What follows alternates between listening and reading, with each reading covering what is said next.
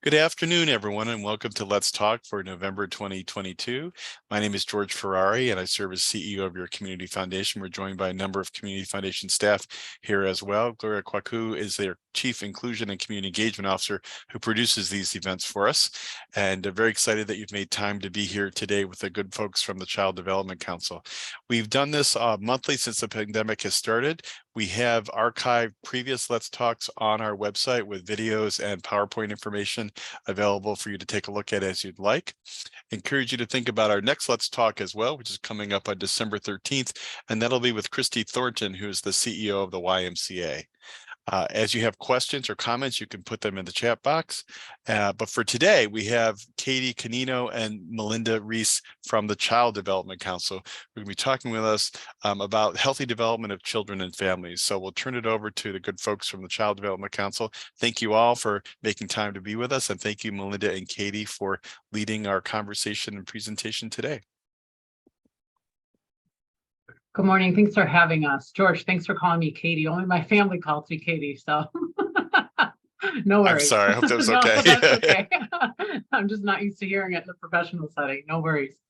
So I just wanted to start out by giving kind of an organizational overview. So our mission at the Child Development Council is that we promote the healthy development of children and families at home, in childcare, and in our community. So we recently celebrated our 55th anniversary. The organization was founded in 1967 to address the needs of families and children, particularly those in the rural areas isolated from other people and resources.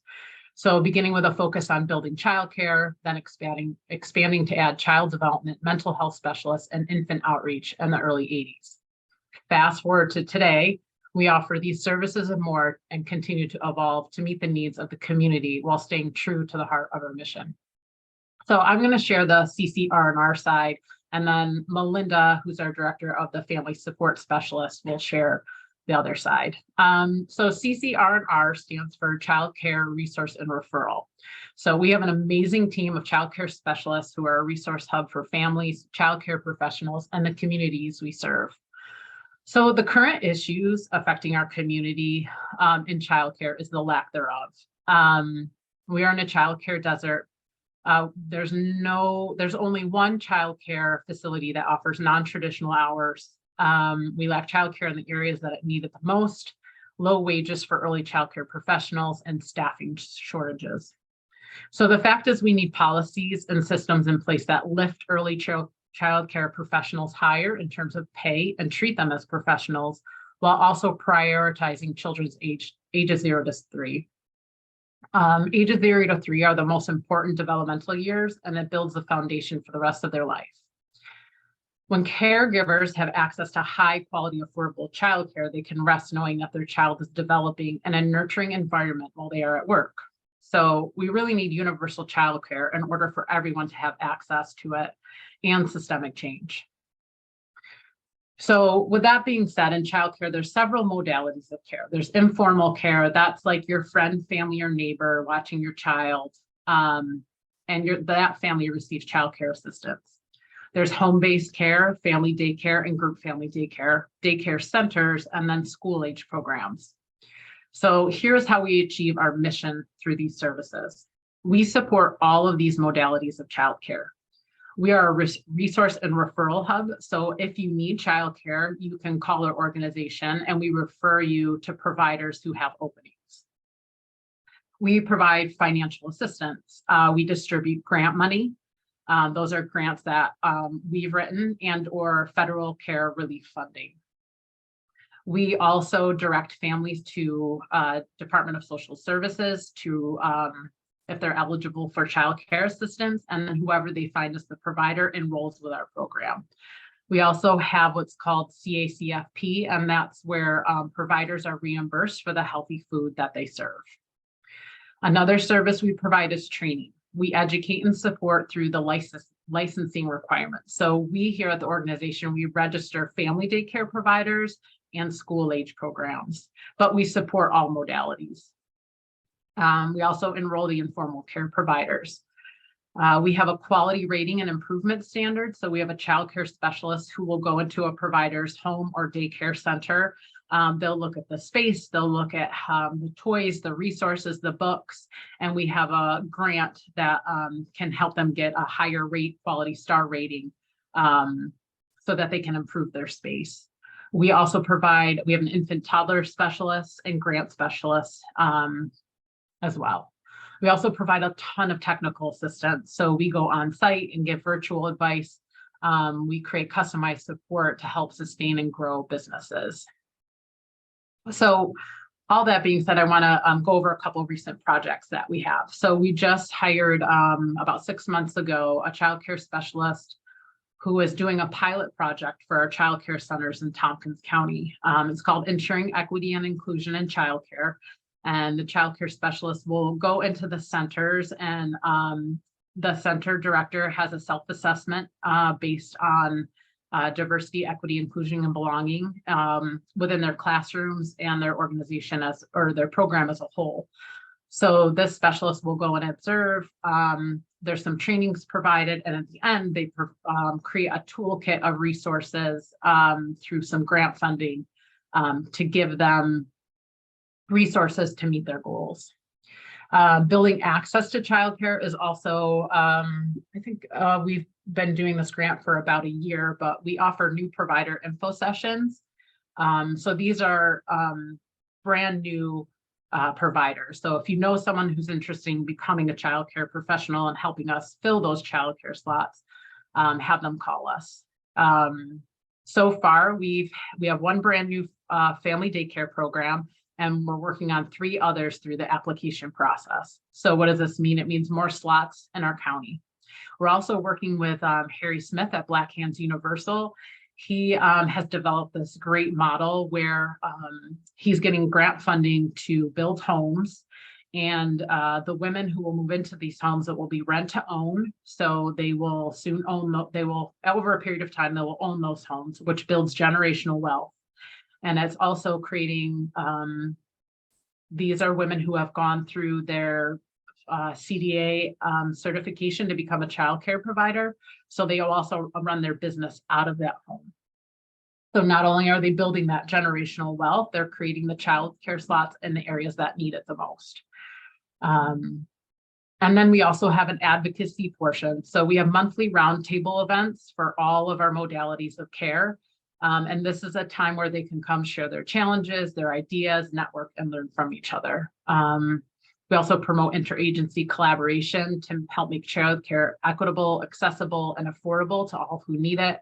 I'm currently working on a project with Gloria, Department of Health, Department of Social Services, and the Ithaca Youth Bureau to make summer camp accessible to all.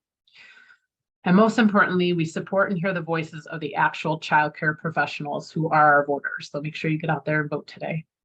I'm going to turn it over to Malinda, who is our Director of Family Services. Hi, thanks for having us.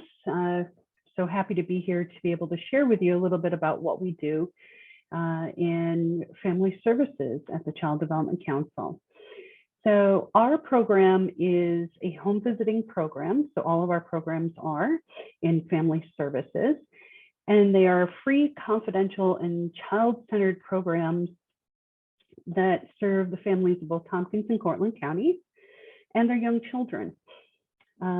We understand that, as Kate mentioned, the first 3 years of life are such a critical time in a child's life. And we want to do everything that we can to support families through that period of time. We actually serve families who either are pregnant or have children 0 to 5 in either county. And those are basically the only requirements necessary to join our program. Then we want to support parents through that period of time to be able to help them with lots of different things that might be happening in their life. So the services that we offer through family services are monthly home visits. We provide just a space for non-judgmental and confidential listening for individuals. We definitely support families through making connections with other resources in the community. So being able to find and access resources is a large part of what we do. We also do fun and developmentally appropriate activities for the children that are in the program, so that parents get the idea of simple things that they can do with their children in their home that help their children learn and grow and develop, at the same time fostering the relationship between the parent and child.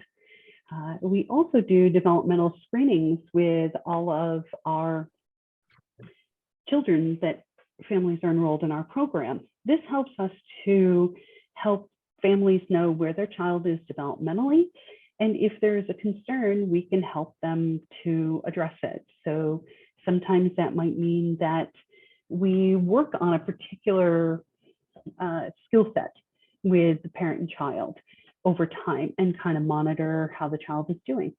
Sometimes that means that we're helping them connect with early intervention or the CPSE to be able to get services for their child.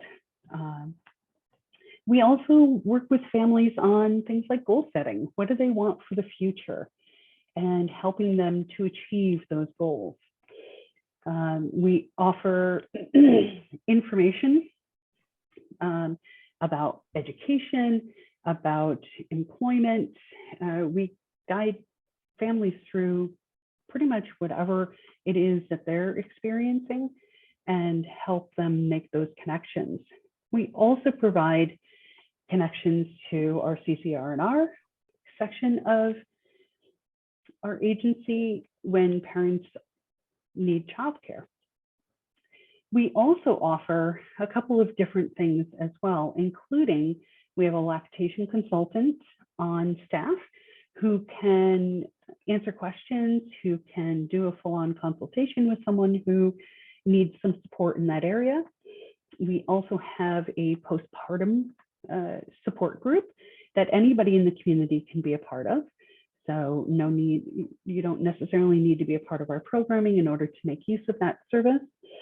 And this is a place where new parents or parents who have infants can come and get some support during that postpartum period.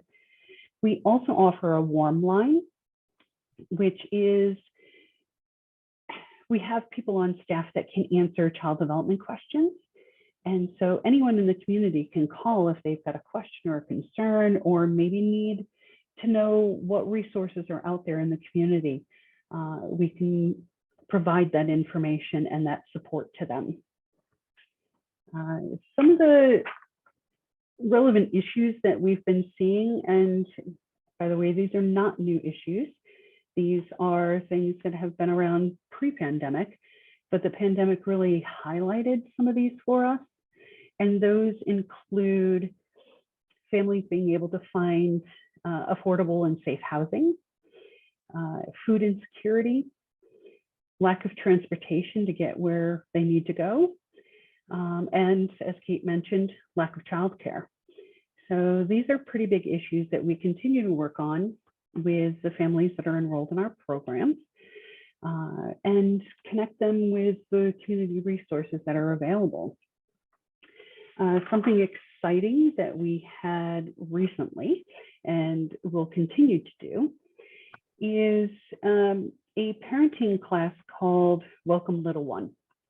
So the idea behind Welcome Little One is that there really wasn't much in the way of supporting first-time parents as they get closer to bringing home that new little one. So we developed a curriculum that goes over topics such as feeding. So whether that be breastfeeding or bottle feeding, diapering, safe sleep, child development milestones, and lots more. And that really hands-on experience that you don't really find many other places. I mentioned diapering. We walked people through how to put a diaper on a baby, what that should look like, how to care for the umbilical cord, before it falls off. All of those practical things are included in Welcome Little One. And we just finished our first session with, we had, let's see, 6 couples or participants enrolled in the Welcome Little One. And the feedback was very, very positive. Everybody enjoyed being able to do some of that hands-on work. And so we are going to continue doing Welcome Little One. Thankfully, it was a wonderful success. So we're looking forward to doing our next round of Welcome Little One sometime in February of 2023. So that's what I had for family services.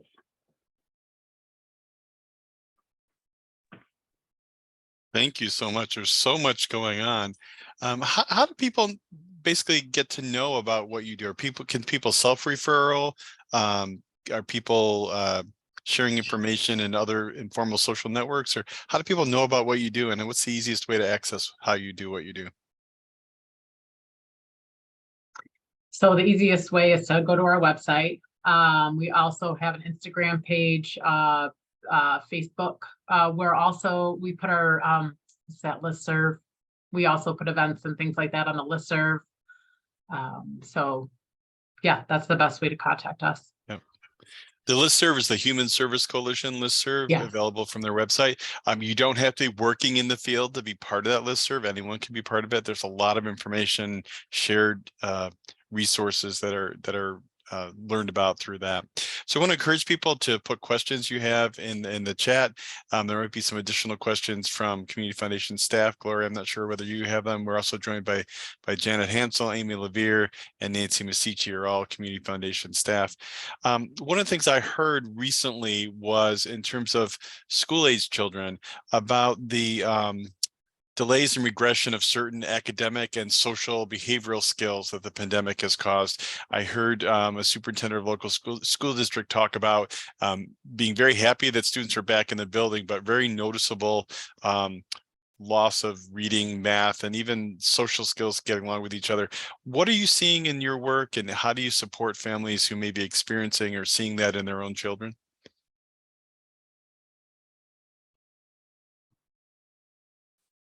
So when it comes to school age children, we register the schools for the before and after school programs. And it's typically like elementary school age. So we don't necessarily work directly with the families in those regards. We work with the school age directors, making sure they're up on they're updated by Office of Children and Family Services. We do their inspections. We make sure that the children that they are working with are safe. We don't necessarily do curriculum development or anything like that. But if they do request, say they're having some challenging behaviors and they need some resources, that's where we can direct them to those services that they need. Great. We don't offer those services, but we know people who do. And then Great. I'm not sure on Malinda's end with family services, so I'll let her answer that. I kind of lost the train of thought. Could you reiterate what that question was? Sure, and it wasn't highly formed question. I apologize. So the people are concerned about regression of skills, both in academic skills, but also social behavioral abilities to get along in groups with each other. Right. And I know a lot of families you serve have ranges of children, right? They may have younger children you're serving, but they might have older sibs who are dealing with some of this stuff going on in the schools as well. And schools are noticing since the pandemic, although schools are now open, that there's a bit of a catch up that's needed. And yes, parents have noticed this as well. And so some of it is connecting with the school districts and the resources that they might be able to tap into with the school districts, but also if it is more social emotional issues, we can also assist families in being able to access mental health services for their children or for themselves. So if there is a concern, certainly we can provide kind of a warm handoff to some of the mental health providers in the community to be able to kind of ease that for families, which I know sometimes can make the difference. Thanks. Thanks so much, Malinda, for that. So we do have a few questions in the chat that I'm going to read. So please keep those questions coming. The first question is from Margot. What tool do you use to screen development? So the screening tools that we use are the ages and stages questionnaires, so the ASQ3 and the ASQ-SE, and we administer those for all children that are involved in our program once a quarter. So every child gets a screening once a quarter so that we can kind of keep on top of their development and keep an eye to make sure that they're making good progress. And if not, we catch it early. Perfect. Next question is from Cynthia. I'm curious to know about a childcare program that offers non-traditional hours. That is a great question. So currently we have one family daycare provider. So that's an in-home provider who offers non-traditional hours. Otherwise we don't have anything in Tompkins or Cortland County that offers that. It's, you know, leaving your child overnight with someone is can be hard. So it's not an area that typically people want to take on. Or, you know, we're trying to put that out there for providers, but, you know, sometimes providers who are home-based, they may have children of their own. So, you know, and it's in their homes. So if they have their own kids, you know, doing that overnight care is tough. It's not here. So I don't really have an answer for you, Cynthia. It's something that's needed in this area. And we are looking into, this was a question that came up amongst the center directors, is who is doing non-traditional care successfully. Sometimes it can be very difficult when you are watching children overnight, if they're up a lot, or, you know, if someone works a shift until 4 a.m., they have to come pick up their child. You know, so it's tricky. It's not like, oh, I'm going to drop off my kid. They're going to go to sleep and then they're going to wake up, I'm going to feed them breakfast, and that's it. There's a lot more regulations and things like that involved. Thanks, Kate. Next question comes from Ian. Insufficient childcare is impacting every community in the country right now. Is there any legislation or possible source of increased federal funding currently proposed to address this? It's a great question. So there's a lot of short-term investments right now. We recently had a stabilization grant. We recently had desert grant funding. There are no long-term investments that are coming in currently for childcare. So it's really important that families advocate and vote. And we as the childcare providers and at the council, we're starting to try and think innovatively of how can we support our childcare professionals. And, you know, it's really hard because the early childcare professionals are the lowest paying wage in the education profession. So we lose a lot of staff to universal pre-K programs in the public schools because they make more. So until we get wages up and or have universal childcare, it changes the system. It's hard right now because we don't foresee any long-term investments coming in the near future. That doesn't mean there won't be. So it's really important that you get out there and advocate and vote. Thanks, Kate. And I hope that answers your question. Next up, we have Megan. Hi, Megan, from the Downtown Ithaca Child Care Center. She just says that she thanks the Child Development Council for all of their support. Next question is from Janet. Are there services available in our rural communities, and how do you incentivize more service provision in those areas? Second part to the question is, what are the barriers for more home care providers? I think the barrier for home care providers is just that we need more of them. I mean, the barriers with our new building access to childcare specialists, if you're interested in providing care and you live in a rural area, they can come out to your home and say, hey, these are the things you'll need to do to get your home up to speed in order for you to provide care in your home. You know, we can give technical assistance on everything you'll need to do to get started. And then we provide support throughout the whole process.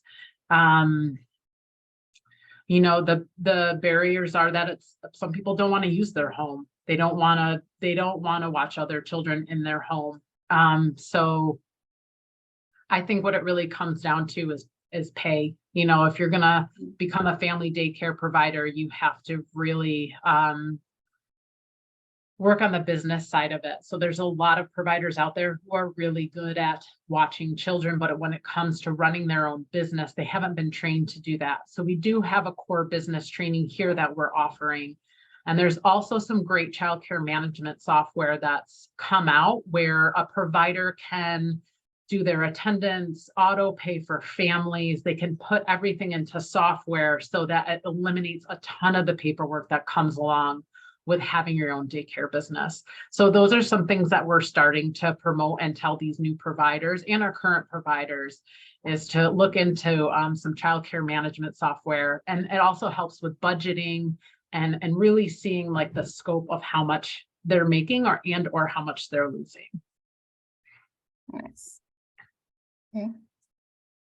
And then I'm sorry, the first question was, how do you incentivize more service provision in like the rural areas? Was that question answered? I guess I didn't understand what Janet, you mean by what type of services? Are you talking about childcare services or family support? Still more home care provider services. It was my understanding that there have been more and more regulations that are actually disincentivizing people who would like to be, you know, home care providers. But in recent years, the regulations have become so restrictive that that it's, you know, made it more and more difficult. And I'm just wondering if there's any change in those policies, especially in this sort of, you know, pandemic, post-pandemic crisis environment. We're losing women in the workforce and, you know, high rates, and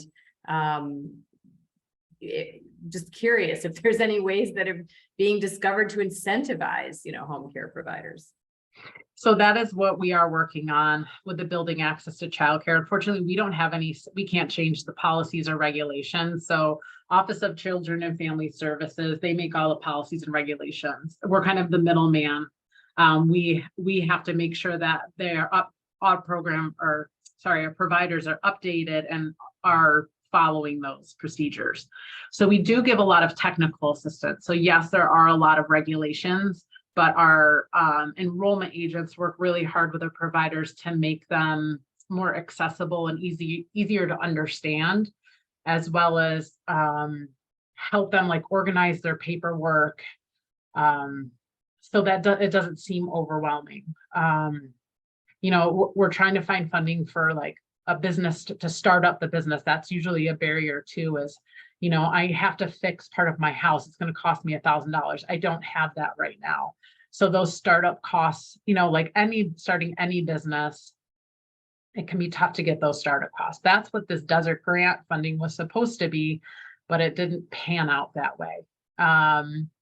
So we are trying to think innovatively here on how we can, you know, overcome those barriers for our providers. Thank you.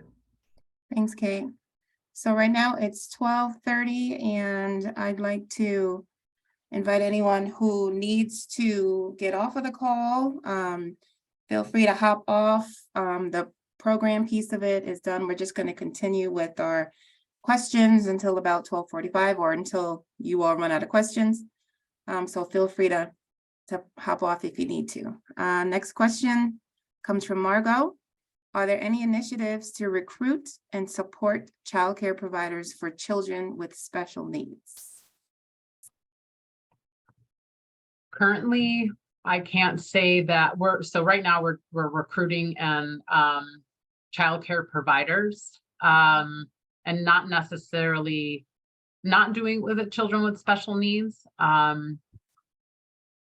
You know, I really don't have an answer to that question because of the lack of childcare. Yep. You know, we're not really targeting that. We just need childcare providers. We do, however, offer trainings for people who do serve children with special needs and or want to.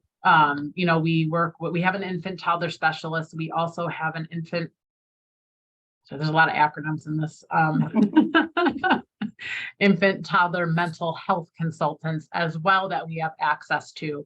So if you know of a child with special needs that a provider would like to care for, there are trainings and resources that we can offer to that provider so that they can provide the care for that child. Great. Thanks, Kate. This question comes from Deborah. Thank you, Child Development Council. We appreciate all the support and crossover with our families in early intervention. Do you provide training to daycare providers for special needs issues like autism, sensory processing, etc.? I think you talked about that a little bit. Yeah. Yes, thank you. Thank you for that question. I will, you know, I'll check in with our infant toddler specialist. So currently we don't, but that doesn't mean in the near future we won't. Okay. Got it. Perfect. That looks like that is the end of the questions. So if you have any additional questions, just please pop them in right now. I'll wait, I don't know, maybe like 30 seconds or so, but George, you can take it away. Sure. I want to thank Kate and Malinda for being with us today. And I appreciate all that you do in challenging times, increasing demands.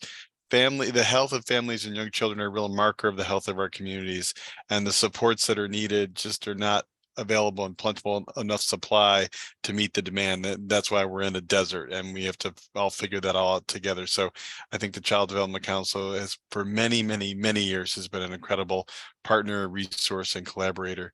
And for us to understand more about what you do today, have been very, very helpful. Our next Let's Talk will be on December 13th. Again, I mentioned that it's about communities connecting with Christy Thornton, who's the new CEO of the YMCA. I also want to let folks know that November 12th through November 18th is Community Foundation Week. And if you are a social media kind of person, you should be connecting with a variety of our social media and learn more about what the community foundations are doing in our community and what we are doing in partnership with wonderful providers in the mission-driven sector. I want to wish everyone a wonderful rest of your day, and thank you for taking time to be with us today. Thank you so much for having us. Today is today's vote day. Today's election day. Today's election day. Yes. Get out and vote. Thank you for having us. Thank you. Take care. Have a great day, everyone. Enjoy your afternoon. You too. Bye-bye. Bye.